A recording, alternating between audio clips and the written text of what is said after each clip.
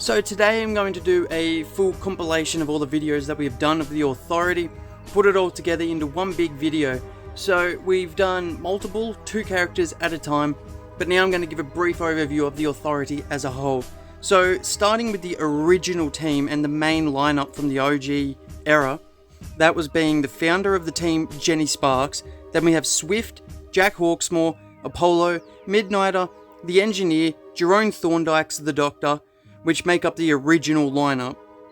Then we also have the current iteration, which is being Christine Trelane, Deathblow, Flint, Freefall, Grifter, the High Rainmaker, and still currently in it from the OG team is the Engineer, Jack Hawksmoor, and Swift. Now some former members of the team also include Jenny Quarks, Habib bin Hassals, who is the Doctor at this period, Rose Tattoo, and from the original lineup who have left, or unfortunately died, is Apollo, Jenny Sparks, Jerome Thorndike, the Doctor, and Midnighter. Now in this video we'll mainly just be talking about the OG team and the OG lineup, as I believe that's who will be making the appearance in the film, but we'll give you a brief overview of the others near the end, or if their stories intersect with what we'll discuss today. So to make this easier to digest, I'll first break down each character, then the team, its history, first appearances of them all, and then we'll speak about everything else, some notable comics, creators and such. So, with all this talk of the Authority, I have been incredibly interested in the team, and I have gone back to look at all of their history, as I've seen a lot of people are wondering who are they, haven't really heard of them, they don't know a lot about the history of these characters, how they play into it, power sets, really who they are.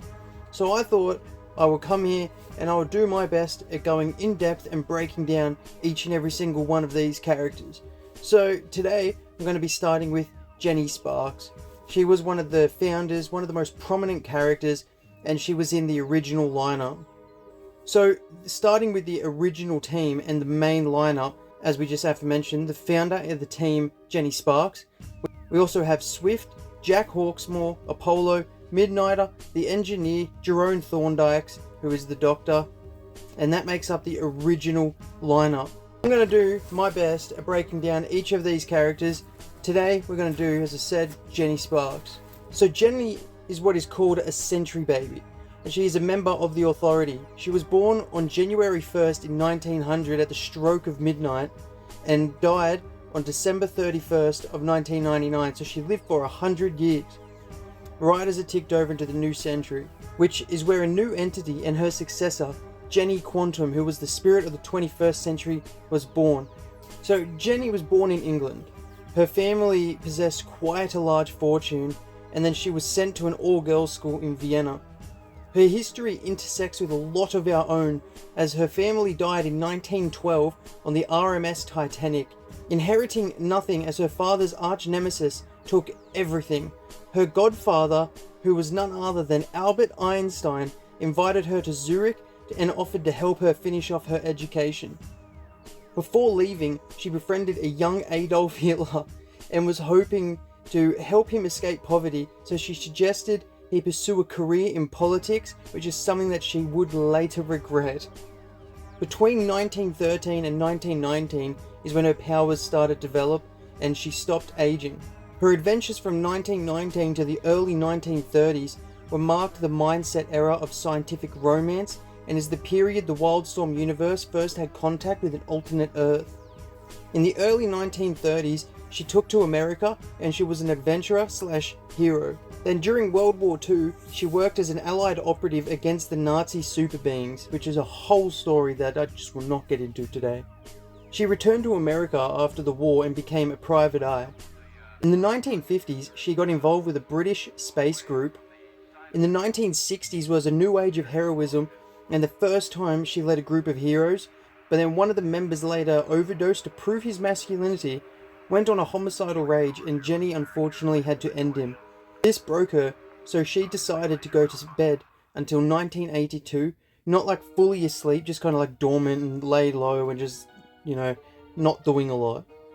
A new group was then formed in the 1980s, but they turned out also to unfortunately be homicidal, so she left them after threatening them, and then was offered a spot on the Stormwatch, which we'll speak on soon. Stormwatch plays a prominent part in the Authority history. In 1992, she saved Apollo and Midnighter from an ambush. So that is a quick look at her history, and we'll get into her powers and her affiliations. So it starts with Stormwatch. She was contacted a second time, and then she was inevitably convinced to join.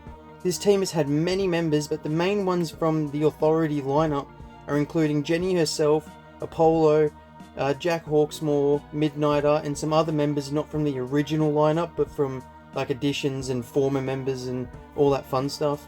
So we won't get too much into this team, but it played a massive prominent role in most of the Authority members' histories. Jenny was given command of this team, but after a few major calamities, and after butting heads with the man known as Henry Bendix, who was the operator of the team, kind of like their version of Nick Fury, except like just a horrible man, she ended up later actually killing him. So it turns out though, he did not really die. She thought she did, but turns out she didn't. Then the team disbanded and she created the aforementioned Authority.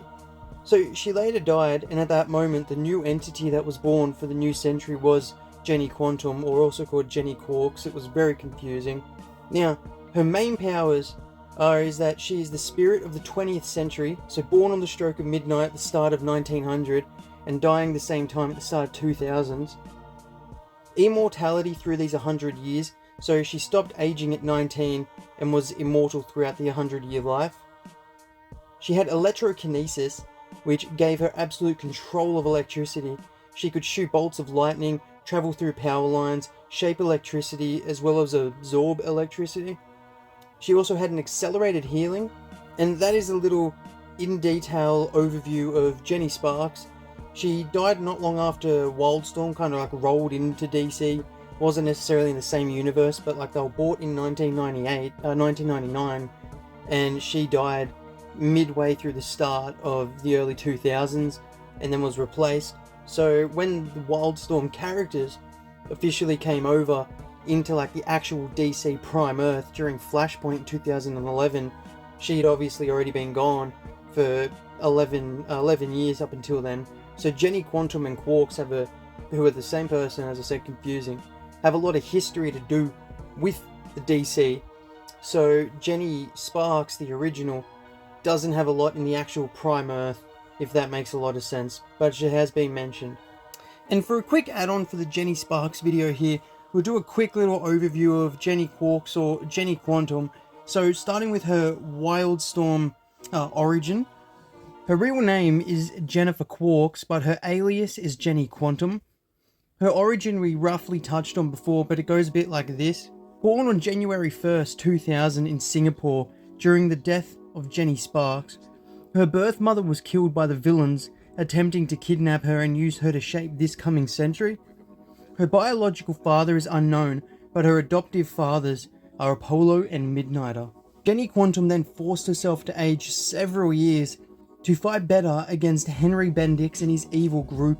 Some interesting comic arcs that are including her is Worldstorm, Number of the Beast, and World's End. And her powers in the Wildstorm universe include being the spirit of the 21st century, quantum reality manipulation, chronokinesis, dimensional travel, energy projection, flight, force fields, phasing, probability manipulation, teleportation, and immortality throughout this century.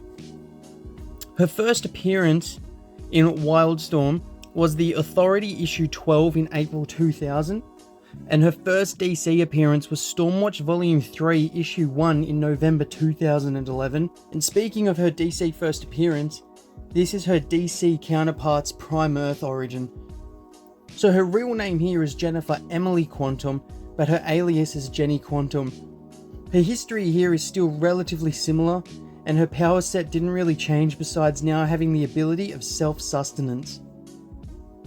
So I hope that kind of sheds some light on who she is. A lot of the other characters have had a lot of their histories changed from DC to Wildstorm, as it was just so much. These characters are incredibly interesting and there's so much to them. But I do hope you enjoy. If you made it this far, hit that subscribe button, hit that like button, comment if you know anything about these guys at all, if you agree with me, if you think I'm wrong, or if you found this interesting at all. Small channel, I'm trying to grow, trying to do my best. I just want to put out some amazing, informative content on some like relative topics at the moment. So I hope to see you all next time. Have a beautiful day. Comics out. So with all of this talk about the Authority making their on-screen debut and potentially appearing in the Superman Legacy film, I didn't know a lot about them, so I went back, did my research, and I've been really fascinated by them and their history. So I thought I would give a bit of a brief overview of who these characters are. Today we're going to be doing Apollo and Midnighter. Now, after the Wildstorm characters rolled over into the main DC continuity, some of the characters' histories changed, so these two specifically, I'll try and do my best to kind of thoroughly describe any of these changes. So, the quick and short history of Apollo's after joining the main DC universe in the Flashpoint event is as follows. So, in DC, Apollo, or his secret identity of Andrew Pulaski, grew up in Wilkes-Barre, Pennsylvania. Sorry if I butchered that. When he was 12, he came out as gay, and his dad sent him to live at his auntie's and just never spoke to the kid again, like never ever talked to him again. At 13, he was abducted by aliens, giving him powers almost on par with Superman himself. He was approached to join Stormwatch, but initially was very hesitant, wanting instead to partner up with future husband Midnighter. Martian Manhunter eventually persuaded both to join the team together. His powers here in DC are as follows: a unique physiology, which he has been described as a proton-powered hyper and potentially the most powerful being on the planet, so take of it what you will. He has an accelerated healing, energy projection, technopathy, energy negation, enhanced senses and hearing, flight, invulnerability, self-sustenance, superhuman speed, stamina, and strength, and he can generate force fields. Now, this is his Wildstorm history. This is where it gets a little bit more crazy because there was a lot more to do with them in the Wildstorm universe. So, Apollo being his only name, as he cannot remember his former identity, was a former US soldier and the first leader of the team, Stormwatch, originally called Stormwatch Zero.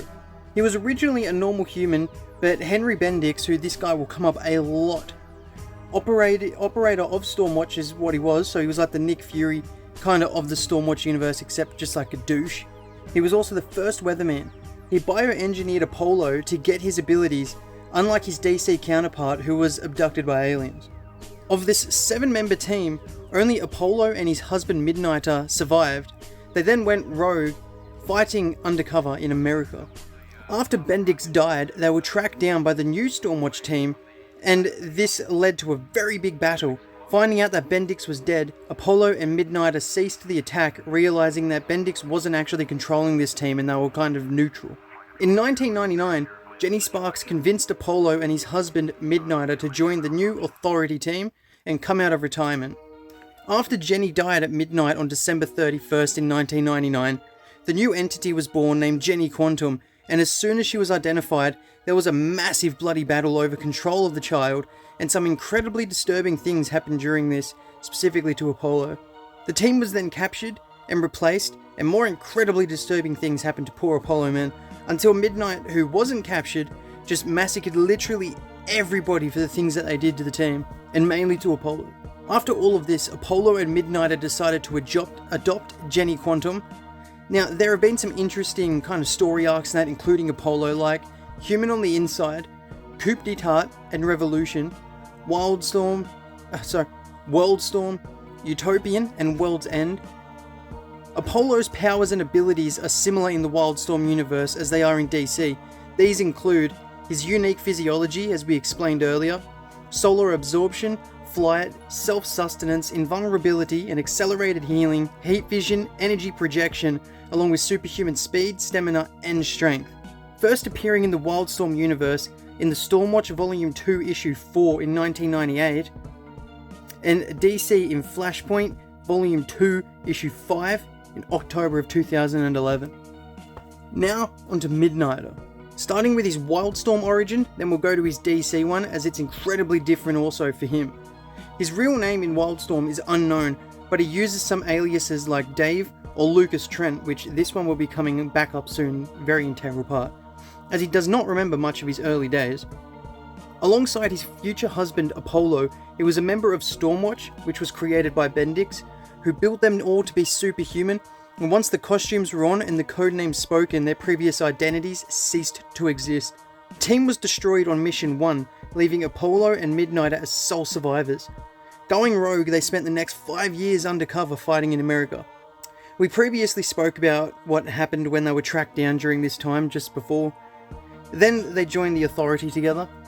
Midnighter was especially fond of fighting for a final world and relished being a part of the team. He was the architect of the team's first victory. Midnighter was the only member who evaded capture when the US government had the team attacked and replaced, as he was presumed dead, but he had just escaped with the baby Jenny Quantum. He returned to defeat the fake team, rescue Apollo, and it was shortly after this that the two married, and they eventually adopted Jenny as their own. Midnighter took a central role during the team's brief stint. After a visit from a future Apollo told him he was on the path to become a dictator, so to avoid this, he left the team, fighting solo on the streets, leaving Apollo to raise Jenny alone. Once Jenny aged herself up, she reformed the team and convinced Midnighter to join again. Some interesting comic arcs including him are Worldstorm, Solo Adventures, and The World's End plus Superman and the Authority was a very good comic including him and Apollo. So Midnighter's powers are as follows, and there is a lot. Battle precognition, tactical sensors, telescopic vision, enhanced hearing, fight implants, enhanced strength, speed, durability, and reflexes, along with survival implants, enhanced healing, pain receptor control, enhanced immune system, and environmental adaptation. Now, his DC history is not as big, but it's still very interesting. So Midnighter here still does not know his own history, only that he was an agent of the Gardener, so he picked the name Lucas Trent for himself to fit in, so this was his alias in DC, his secret identity, and that's where I said earlier it will come back up. But this is his adopted origin. So at 14, Lucas was abducted by aliens and experimented on along with some others including Andrew Pulaski, so Apollo. Around 10 years after Apollo was kidnapped, Midnighter escaped and became a mercenary. He had been following Apollo for a little before revealing himself to him by intervening in a Stormwatch recruitment. Admiring Apollo's drive and methods, even applauding him on violently taking down a child pornography ring corno. Yeah. After this, he started working against Dick Grayson and Spiral. During this, Apollo left him, realizing that Lucas Trent isn't his real name. This led him on a journey of self-discovery to find out what happened to him when he was just young and why. Now, he has some similar abilities here in DC, but a fair few of them were removed. So here, he has muscular implants, battle precognition, superhuman strength, durability, speed, agility, and reflexes, along with enhanced vision and accelerated healing.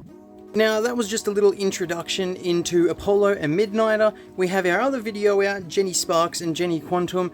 I'll give you like a brief overview and of what to expect when we see them on the live screen. I'd say that most likely Gunn will be adapting the Wildstorm comics, but if we get the DC ones too, I am not opposed. Like, as I said, history's kind of changed, but the characters are still very similar.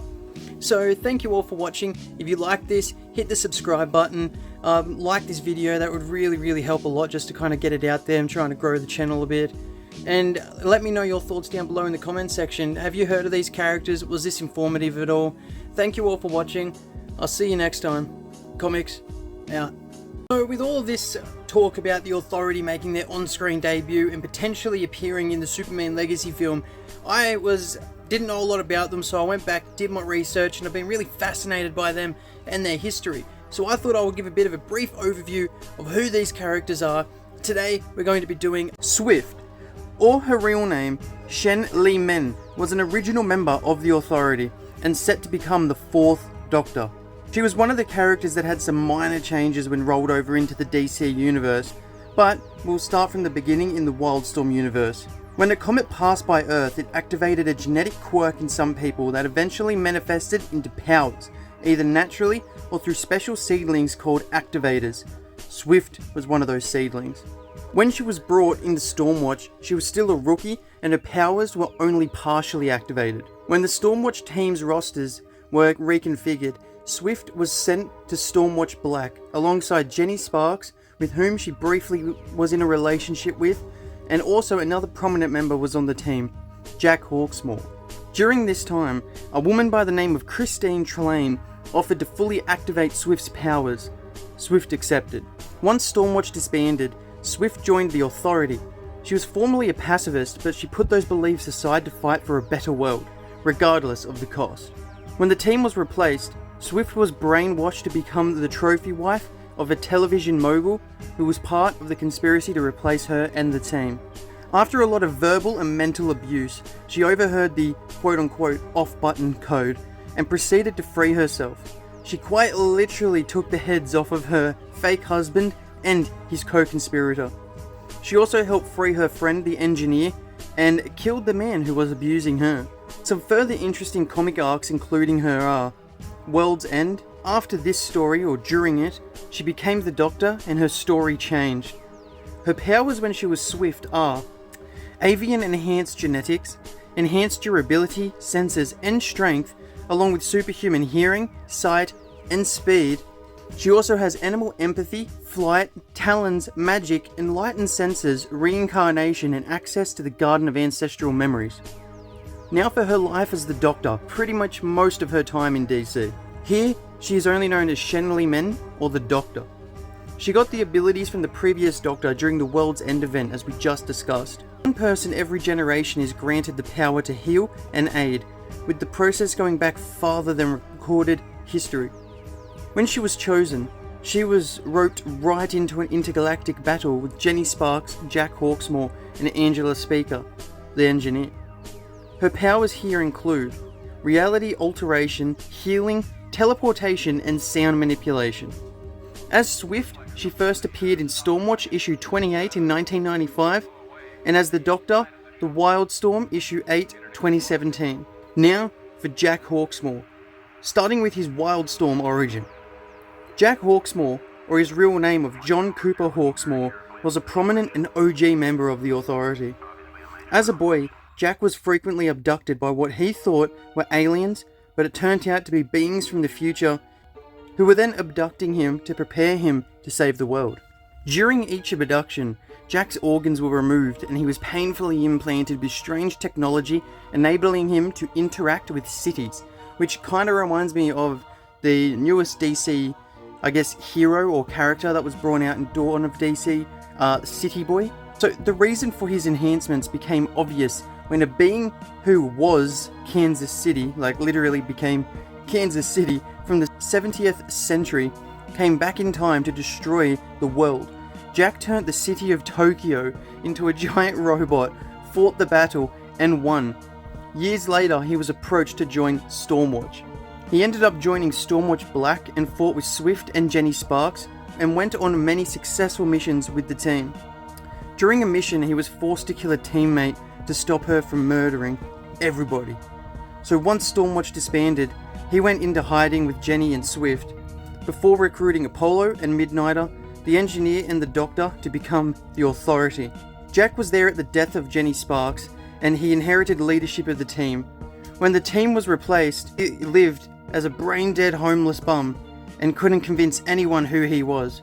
But later, he was rescued by his team, he regained his powers, which those are including urban symbiosis, urban control, telepathy, information, awareness, physiological adaptations, teleportation and phasing, coupled with enhanced hearing, vision, sense of touch and sense of smell, and also superhuman leaping, adhesion, density control, enhanced urban healing, and clairvoyance.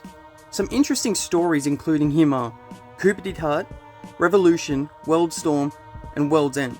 Now onto his DC counterpart. He had the same names here, Jack Hawksmoor, or the real name of John Cooper Hawksmoor. He hasn't had any standout features since the rollover, but is included in a lot of team comics, including Swamp Thing, the Red Lanterns, Voodoos, and there's also some vampire comics including him. His powers are similar, but also a lot are missing. So far he only has unique physiology, enhanced senses, superhuman strength, and superhuman durability. First appearing in Wildstorm issue 37 in 1996, and later in DC in Stormwatch Volume 3, issue 1, 2011.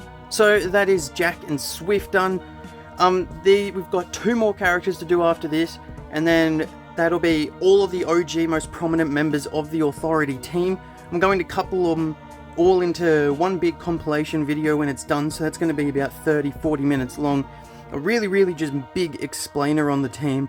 But after this, I have another thing that I wanted to kind of do, another little plan, another kind of thing like this, which is going to be the Creature Commandos, since James Gunn actually announced that they'll be playing a very prominent part in his upcoming DC Gods and Monsters slate. And not a lot of people seem to know who these teams are, whereas I've known them all for a good while, except for the Authority, which were only recent. It wasn't up until actually he did announce it, so that's my bad. But I did know of Apollo and Midnighter. But anyway, so Creature Commandos is next, so not tomorrow, but the day after, you'll get the last one of this two-parter, which will obviously be the last two members who we have not done yet. And then after that, put them all together in about a week's time, and then we're going to start doing Creature Commandos. So thank you all for watching. If you made it this far, hit the subscribe button, like, comment your favourite character from the Authority, and I'll see you guys in the next video. Till then, comics out. So with all of this talk about the Authority making their on-screen debut and potentially appearing in the Superman Legacy film, I didn't know a lot about them, so I went back, did my research, and I've been really fascinated by them and their history. So I thought I would give a bit of a brief overview of who these characters are. Today we're going to be doing the Engineer.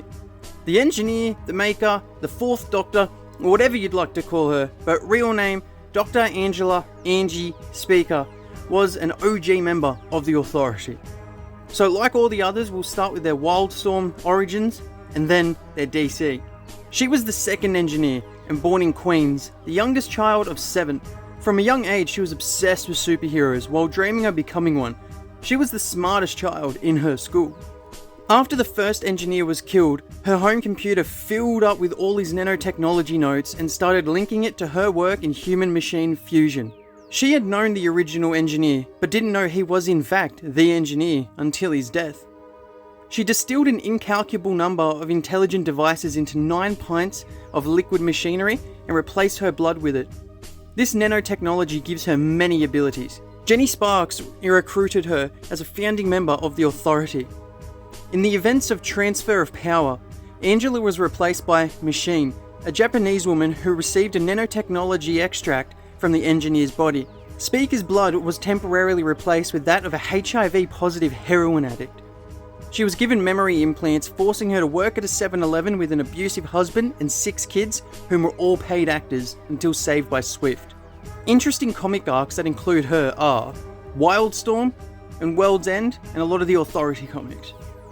Her powers in Wildstorm include blood nanites, shape-shifting, plasticity, adaptive durability, self-sustenance, nanite fabricating, self-duplication, radio telepathy, nanite infection, nanite disintegration, nanite knowledge, nanite senses, telescopic vision, technopathy, electrokinesis, flight, and interstellar travel. Now for her DC counterpart.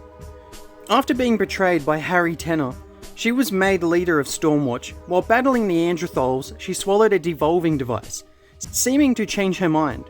Over time, she grew more powerful, but her demeanor more cold. Eventually, she stopped identifying as Angela at all, or even human. Seemingly driven mad, she declared that the best way to protect Earth was to eliminate humans and create a new species. Thwarted by Tenner, he used Jenny Quantum to destroy her, seemingly killing her.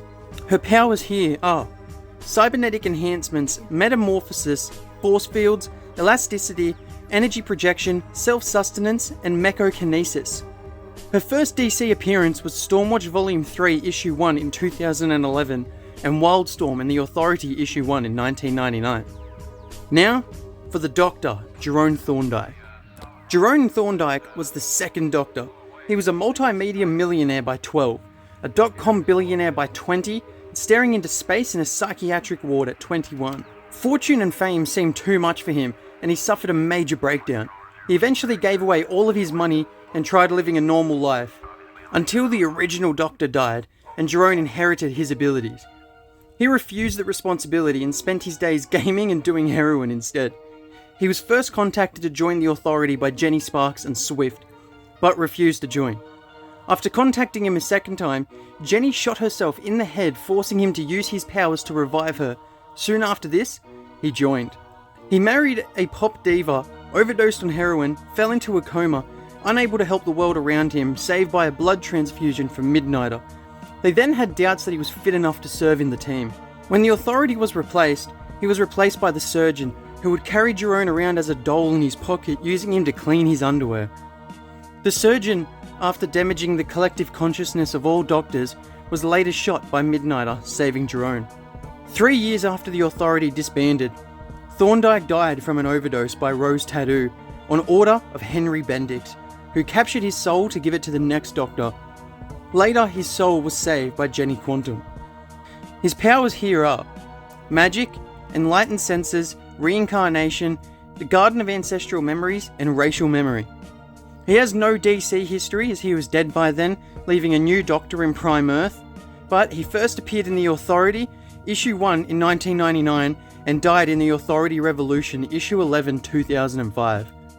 And that is the whole OG lineup of The Authority done. We've got all the videos out now on our channel. In the next couple of days, I'm going to compile them all up into one long-ass video, so everybody can kind of learn it all at the exact same time, but it's going to be quite long. But let us know who you want to do next. I'm planning on doing the Creature Commandos. That one's going to be only relatively short, as there's about 5 or 6 major characters in the original lineup. If you want to see me do any of the other Authority teams, members, even Stormwatch, things like that, let me know. But that is the Authority, done and dusted. Now we have to wait until we see them on the big screen when they make their debut on live action, potentially in Superman and Legacy, but then animated in their own show. So thank you all. If you like this video, please drop a like, subscribe to the channel, and comment who you want to see next. Until then, comics out.